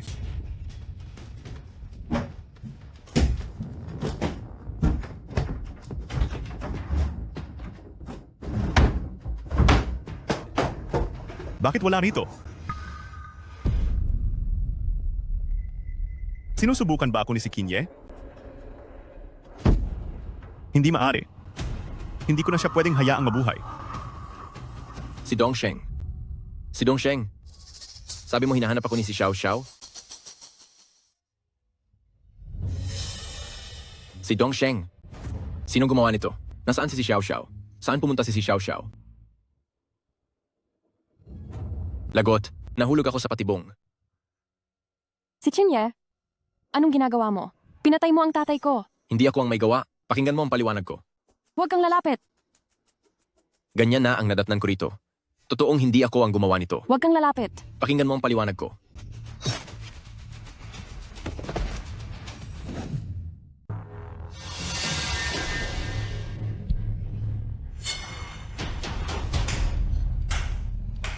Hahaha, ang galing ng pagkapatay. Nakuhanan ko ng video ang eksenang ito kanina lang. Hipag. Ngayon ay may sapat na tayong ebidensya. Nilinlang mo ako. Siyempre naman. Ano? Plano mo bang udyukan si Xiao Xiao na patayin si Qin Ye gamit ang sarili niyang mga kamay? Oo. Pero kung gagawin ito, ano ang mapapala ko rito? Siyempre, hindi kita pababayaan. Kung gayon, paano mo? Balak na udyukan siya? Siyempre, sa pamamagitan ng paghihiganti para sa kanyang ama.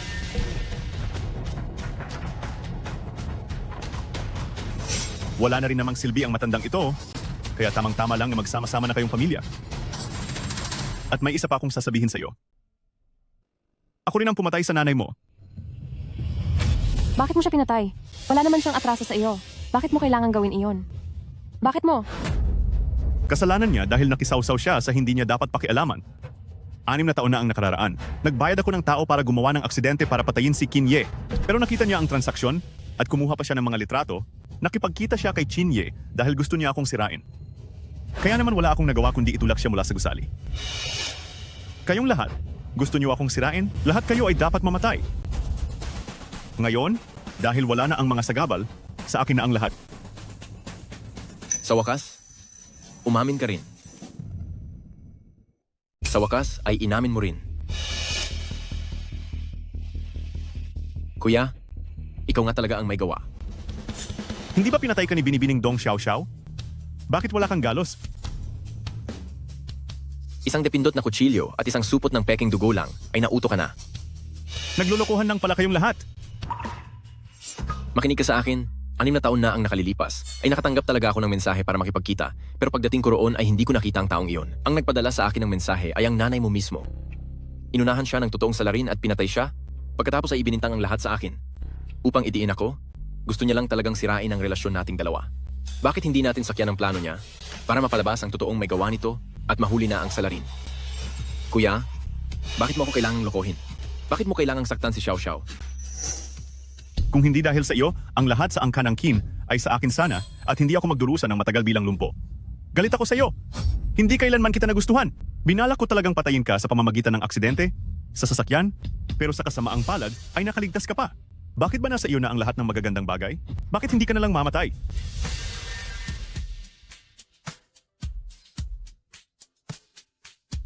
Simula sa araw na ito, hindi na tayo magkapatid. Nai-record ko ang lahat ng sinabi mo kanina. Tumawag na rin ako ng pulis. Sumuko ka na lang. Isasama kita sa impyerno bago ako mamatay?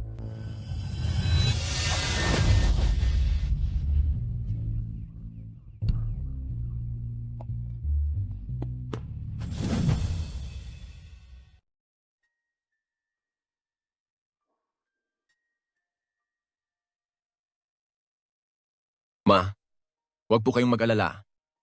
Siguradong aalagaan ko ng mabuti si Xiao Xiao. At hindi ko siya hahayaang masaktan. Mama? Pumanatag na po kayo? Lumabas na ang lahat ng katotohanan ngayon. Ang pumatay sa inyo ay nahuli na rin at nagbabayad na sa batas. Dati ay lagi ninyong sinasabi na, gusto ninyo akong makitang nakasuot ng wedding gown sa aking kasal. Maganda ba ako? Ma, maging saksi po kayo para sa amin.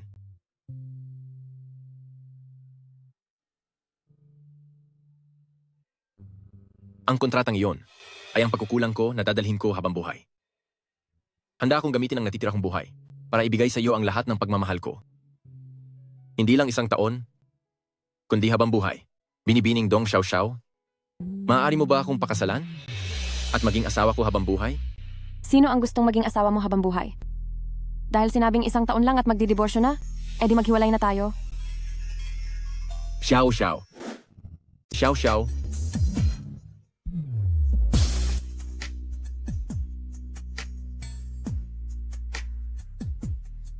Sige, sumigaw ka lang. Kahit pa mapatid ang lalamunan mo sa kasisigaw. Walang sinumang darating para iligtas ka, Shama. Ito ang unang pagkakataon na nagmakaawa ka sa akin. Tutulungan kita. Basta tawagin mo. Akong asawa para marinig ko.